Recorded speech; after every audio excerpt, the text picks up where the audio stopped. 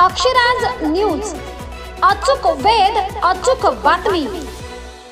एका रिक्षा चालकाचा दुसऱ्या रिक्षा चालकावर जीव घेणा हल्ला।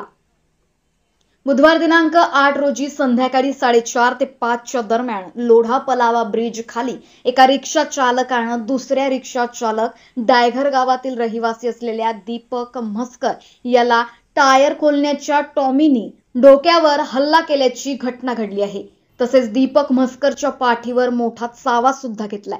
डाव्या डोळ्याला सुद्धा मुका मार लागलाय। मानपाडा पोलीस ठाण्यामध्ये गुन्हा दाखल करण्यात आलाय। हेमंत ढोळे पोलीस अधिकारी या घटनेचा तपास करतायत। दीपक म्हस्करच्या डोक्याला 6 टाके पडले आहेत। जीवदानी हॉस्पिटलमध्ये दीपक म्हस्करचा सध्या उपचार सुरू आहे।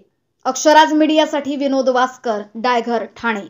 मोहित रोहिदास म्हस्कर आहे। माझे काकांना काल एका सरकारने बेधर्म मारण म्हणजे एक छोट्याशा शिल्लक कारणावरून डायरेक्ट त्यांनी गाडीतून टोमी काढला।